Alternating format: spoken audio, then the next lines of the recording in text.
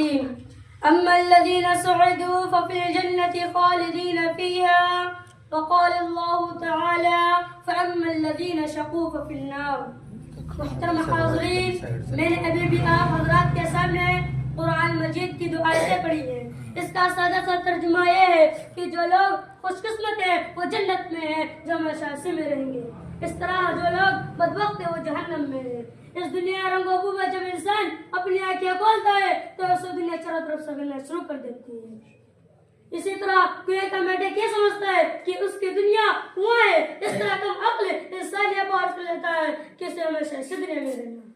اور اگر بالکل سے کبھی مرنا بھی ہوگا تو فنا ہو جائے گا، ہڈیاں خستہ ہو جائیں گی، جسم کے اعضاء ٹکڑے ٹکڑے ہو جائیں گے اور اس سے دنیا کے بارے میں کوئی سوال نہیں کیا جائے گا. مگر اس دنیا میں انبیاء علیہ السلام تشریف لائے، انہیں بتایا کہ تمہارا تصور انتہائی غلط ہے. یہ دنیا امتحان گاہ ہے، یہاں تم آسمانے کے لیے بھیجے گئے ہو، یہاں کی تمہاری ہر حرکت اور سکون کا حساب ہوگا. اس دنیا کا رہنے والا انسان نیک عمل کرے گا، صحیح راستے پر چلے گا، حق و صداقت کے علم بردار ہوگا، خالق کائنات کے احکام کے مطابق اپنی زندگی گزارے گے تو پھر مرنے کے بعد کامیابی ان کا قدم چومے. اس دنیا کا بسنے والا انسان سرکشی اور غرور کے راستے پر چلے گا، خداوند قدوس کے احکام کی نافرمانی کرے گا، اللہ کی بنائی ہوئی زمین پر اکڑ کر چلنا چاہے گا، ظلم و ستم کی چنگاریوں سے اپنے بھائیوں کو جلانا چاہے گا. تو ایک دن آئے گا جب اسے اپنے کیے کا حساب دینا ہوگا.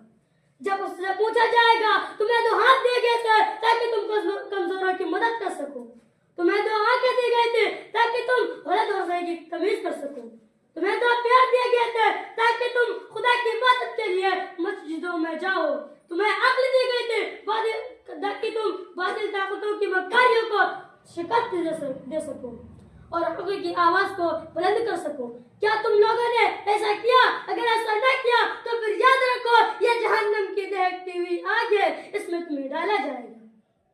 محترم دوستو، اس دنیا میں چند دن رہنے ہیں. بادشاہ یا فقیر، سرمایہ دار ہو یا مزدور، قوی ہو یا کمزور، عقل مند ہو یا بیوقوف، مرد ہو یا عورت، سب کو ایک دن یہ دنیا چھوڑنی ہے. یہاں کا سیم و زر، مال و دولت، جائیداد و زمین، دکان و کوٹیاں کوئی آپ کے ساتھ نہیں جائے گا. یہ سب ہمیں چھوڑ کر ایک ایسی جگہ جانا ہے جہاں ہمارے نیک اعمال ہی کام دیں گے. چند پیسے جن کے ذریعے ہم نے کسی غریب کی مدد کی ہے، چند رکعت نماز جو ہم نے خلوص نیت سے ادا کی ہے، چند میٹھی باتیں جو ہم نے کسی مجبور بے کس کو اطمینان دلانے کے لیے کی، یہ چیز ہمارے کام آئے گی اور یہاں کا تمام سامان ہمارے لیے بیکار ہوگا.